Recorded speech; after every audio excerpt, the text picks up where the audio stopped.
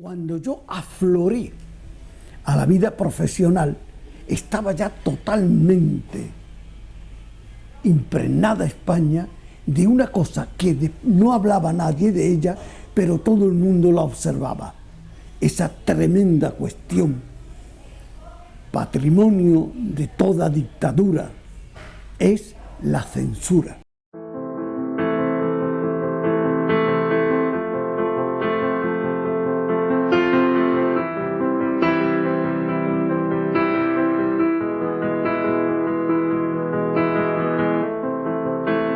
Primero de abril de 1939. El general Franco firma el último parte de guerra, simbolizando su victoria en la contienda y el inicio de una dictadura que duró más de 3 décadas.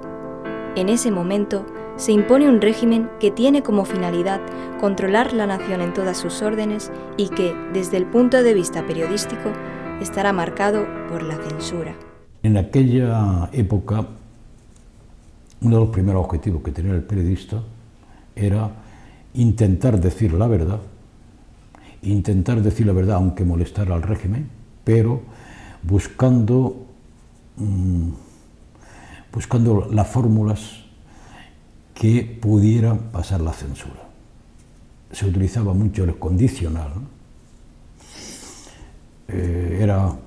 se utilizaba mucho el doble lenguaje, se utilizaba mucho el poner en boca de personas ligadas al régimen que no levantaban suspicacias, alguna idea, algunos conceptos que más o menos se creían que eran inicuos y por lo tanto lo hacían suyos, pero nosotros sabíamos lo que teníamos que hacer con todo esto. Yo la censura nací con ella y nunca oí hablar de la censura, pero había que observarla.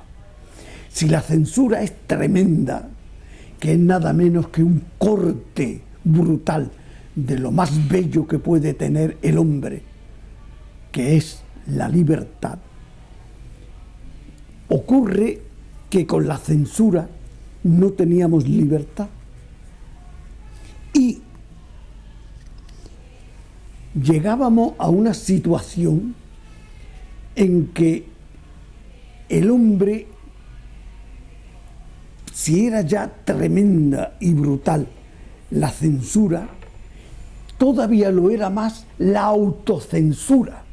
Cada uno tenía que ejercer en sí mismo una censura ante el peligro tremendo que acarreaba el no obedecer las normas dictatoriales, que otra cosa no es la censura.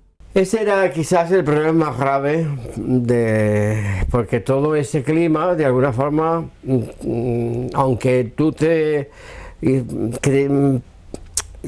quisieras que no, de alguna forma te presionaba, ¿no? Yo siempre intenté que no me afectara, pero supongo que en algún momento me afectó y supongo que algún día, pues, al elegir el tema del que hablaba diariamente, pues dije, mejor no tener problemas y no hacer este tema. Ese es verdaderamente el de la autocensura. Es, yo creo, el problema más grave que ponen esos regímenes, ¿no? Que crean esos regímenes, porque es libertad tu propia, coartar tu propia libertad tú mismo, es lo peor que puede pasar, ¿no? Lo peor que puede suceder. Recuerdo perfectamente varios hechos y yo me quería matizar en uno. La censura en la prensa te la tenías que colocar porque aquí no había dos caminos. Aquí era o observabas la censura o tenías que irte al exilio. Muchos se fueron. Los que quedamos, yo era un niño, pues teníamos que soportar el peso tremendo de la censura. Muchas veces los periódicos nos apoyábamos, o algunos redactores nos apoyábamos, en el pensamiento de la Iglesia, porque sabíamos que por ahí teníamos una parcela por la que desarrollar la idea que era básica, tener democracia, tener libertad. La Iglesia pues era un factor muy importante hasta el punto de que el canónigo malagueño José María González Ruiz era uno de los elementos claves a la hora de informar de movimientos sociales, movimientos de recuperación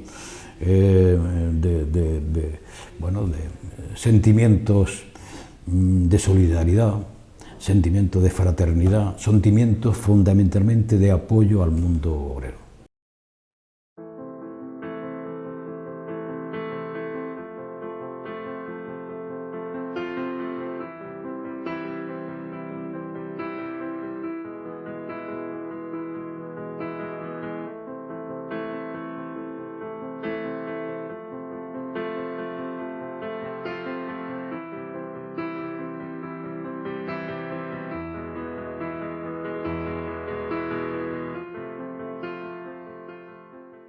Como redactor jefe de Sol de España, yo era el responsable de mandar todas las tardes a las 7 de la tarde a un conductor que teníamos, a Trinidad Grun, donde estaba la Oficina de Información y Turismo del Ministerio.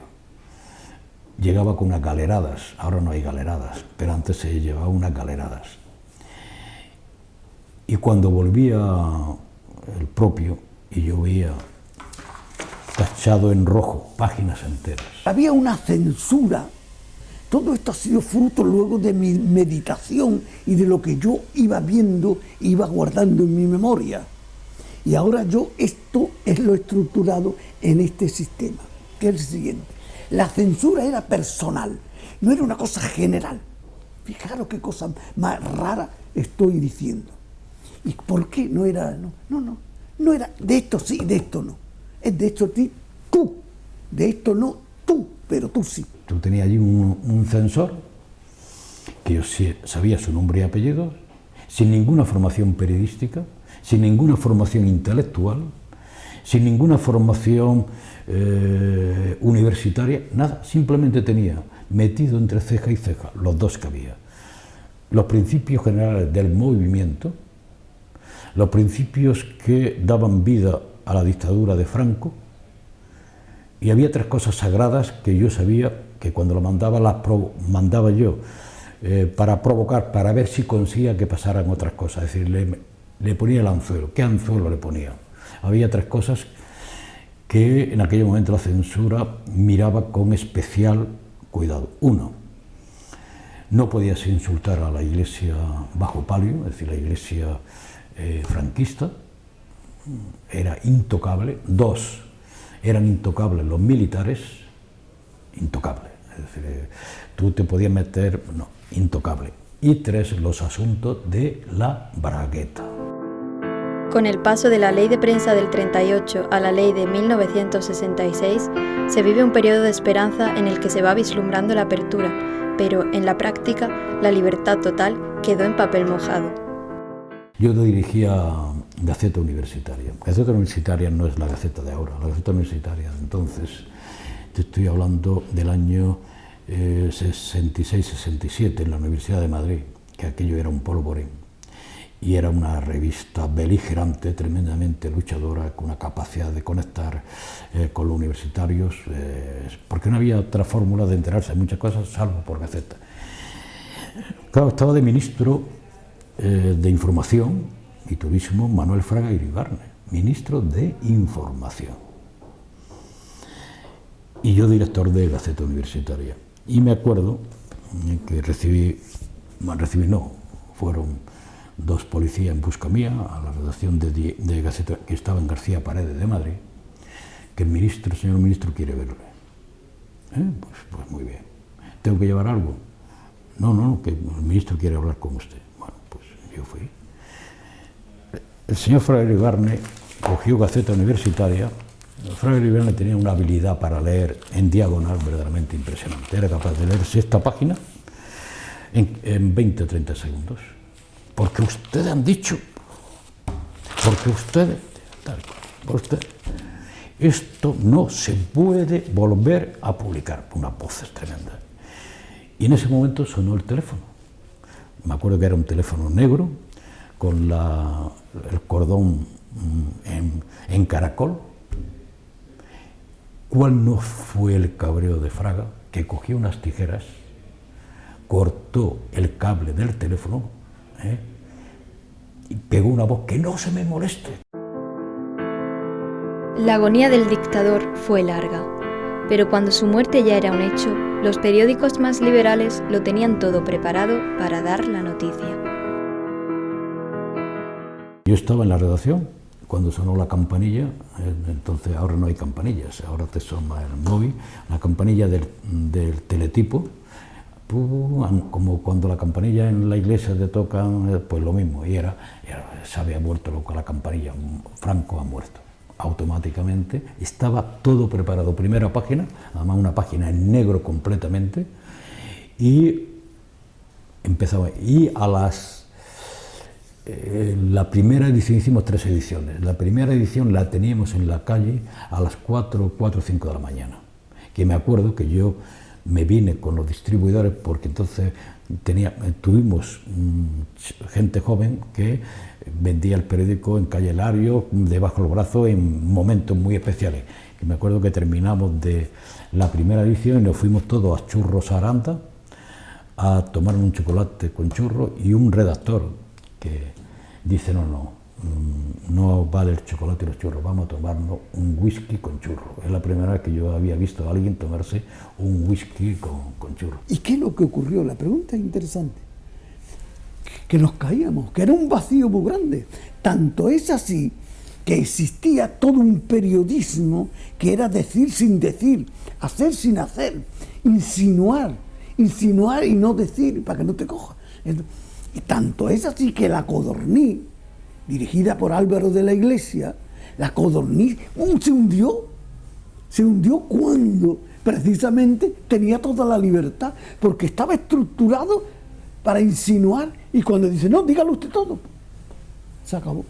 Y así muchos periodistas que no sabían que no, diga usted lo que quiera, si ya se ha acabado todo. Creo que las secuelas del franquismo todavía no se han perdido, y tardará mucho tiempo en que no solamente a los que lo vivimos en directo, ¿no?, como personas, sino de alguna forma contaminó tanto la sociedad española que tardará mucho en desaparecer el mal que hizo el franquismo. Yo creo que fue una de las cosas peores que le ha sucedido a España. El franquismo castró el periodismo. Era una castración intelectual, una castración cultural, que tenías que hacer enormes esfuerzos intelectuales para poder ejercer tu profesión dignamente. Era muy complicado y muy difícil, porque el periodista entonces, pues así como en la transición tuvo un prestigio enorme, en el franquismo el periodista era un vendido al régimen. La política de prensa del franquismo fue realmente corrosiva. Hirió letalmente al periodismo a través de un control férreo hacia los profesionales de la información, que asumieron la censura de tal manera que acabaron autocensurándose. Quienes la vivieron en primera persona conocieron una prensa acrítica y desculturalizada, donde había que agudizar la imaginación para burlar los mecanismos de control.